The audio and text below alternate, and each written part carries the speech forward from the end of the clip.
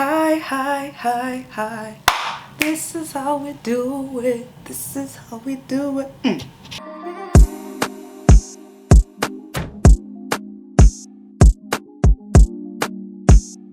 Hi guys, welcome back to my channel. Welcome back. It's your girl Michelle here. I hope you are all okay, and as usual, I hope you've had a productive week. Thank you all once again for watching and consistently watching, guys. Let's keep pushing, keep sharing, keep watching, keep liking, and keep commenting. I really appreciate your comments, your likes, and your shares. Guys, just this week, I was just talking to someone at work, and we ended up on the conversation of vision. Now, for me, vision, I thought it just made sense, I thought it's just, everybody understands what vision is and, all that sort of jazz. Like, yeah, everything in regards to vision, like, where you're going and stuff like that. But I actually realized that a lot of us don't really know the importance and the value of vision. And so today, this is one of the things I'm going to go through. Having come from a place where I didn't have a vision, I didn't really know where I was going, to be honest. But today by God's grace, today by God's grace, I know where I'm going, in the sense that I have a vision. So yeah, without further ado, let's get straight to the video. Vision to me, when I googled it, actually, because I had to google it and actually find out what it is, because I just don't want to waffle here and there.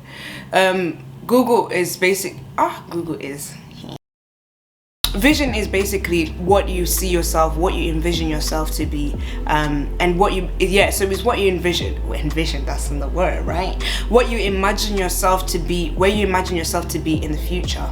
Now, I was thinking, okay, where do I see myself? Do I really have a vision? Do I really know myself in that sense? Like, do I know what I want for myself?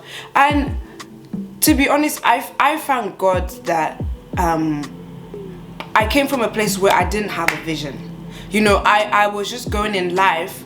I didn't have a vision in particular when I failed, because before I always knew that I want to be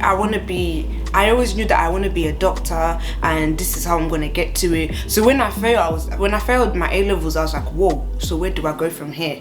So because of that, I just didn't even proceed. I didn't see myself anywhere. And I thank God, because even though I failed, like, God just brought me back, and through His word, like, let me stop saying like, okay. And when God brought me back, I feel like He began to show me like where I'm meant to be, where I should be within the next 5-10 years. But this thing, it didn't start today or when I failed. Vision for me started way before. It started a long time ago, because naturally I like to talk. I always say this.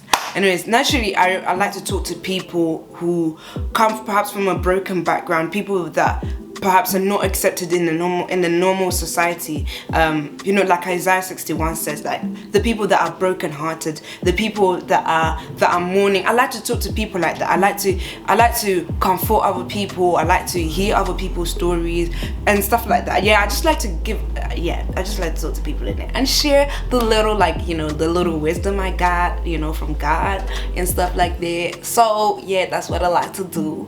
So because of that, I always knew that I couldn't envision myself. I couldn't see myself working in an office. I couldn't see myself work as a teacher. Even though I love kids, I love them, but I cannot see myself as a teacher full time for the rest of my life. So I was like, okay, so with my personality and with what I like to do, what should I do? So then I broke it down to the things that I like to do, which is currently what I'm doing now. So for someone else out there that perhaps doesn't really know what their vision is, as in like, hey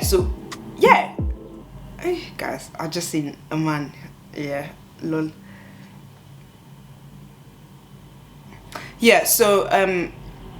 Because I saw myself in that capacity, that I'm not going to be sitting in an office for a long time. I'm just not going to be sitting. I then broke it down to the career that I wanted, and because I had a career in mind that suited my personality, I then envisioned myself in that career, and not necessarily just working in work, just working, but also starting up my own stuff as well, and being able to actually fully and flexibly operate in my full self. Does that make sense? Yeah, it makes sense. If it doesn't make sense, comment down below.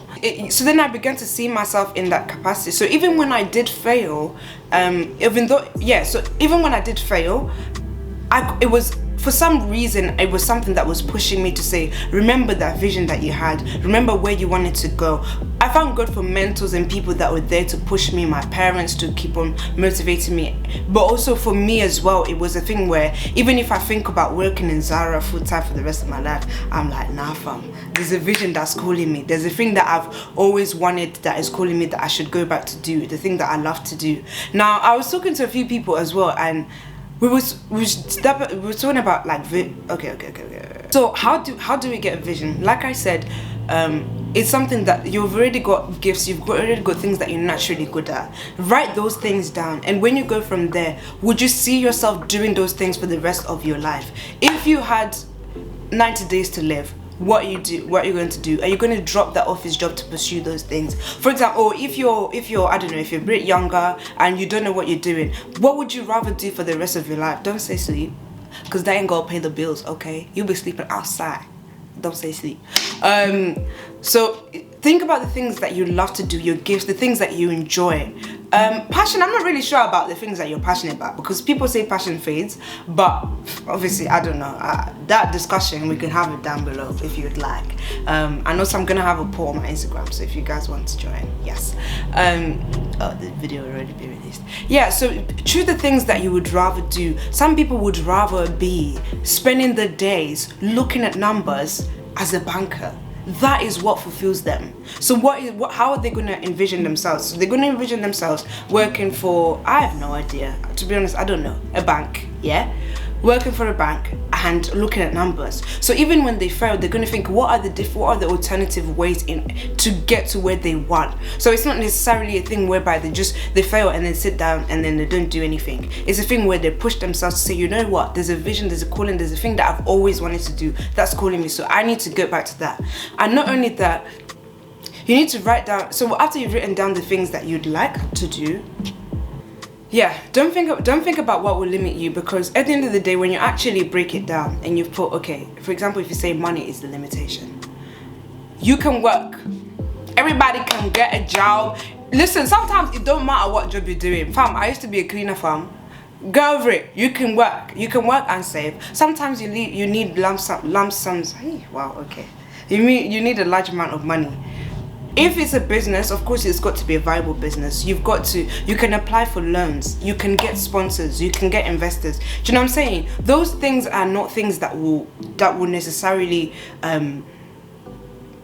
limit you forever. So when you write this down, you find that your limitations are things that actually, when you think about it, they won't really limit you. Those are things that hopefully, by God's grace, you can overcome.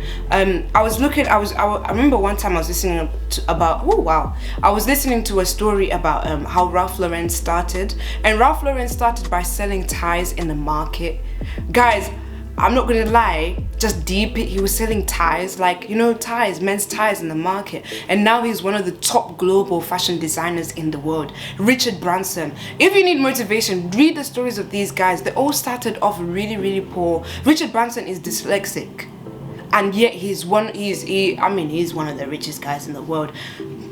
Guys, I want to motivate you. I want to encourage you that there's really and truly sit down, and I would encourage that you pray and ask God, where is it that you see me? Because sometimes we're in a state of confusion and we don't really know our gifts. We don't really know what we're good at. We don't really know exactly what we enjoy. And sometimes we've even lost the motivation to even go forward. But I really encourage you that whatever you have thought, sometimes you have things that you've just thought, like a thought in your head that, oh, imagine if I started a washing machine business. Maybe that's the idea that you need to, oh, you know what? Just explore it. See what you can do, see what you can't do. If you know that you can't manage money, you need grace. Okay, you just need grace. Y'all just need a lot of grace.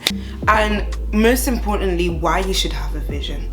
Right now, everything is just very, I don't know if claustrophobic is the word. I don't know, okay, let me not use the word claustrophobic. Right now, everything is just very uncertain. Everything is just, you know, a lot of people are really sad. I did say this in the last video that a lot of people are very fearful because obviously we're in a time of the most uncertain the world has ever been, and we don't really know what's going on. A lot of people are really sad, a lot of people are really depressed, and a lot of people are really fearful. People have lost motivation to live.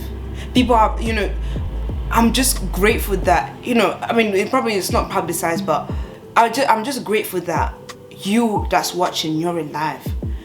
And I'm asking you, if you're feeling demotivated, if you're feeling like, what's the point in living, and you feel weighed down and like overwhelmed by everything that's happening now.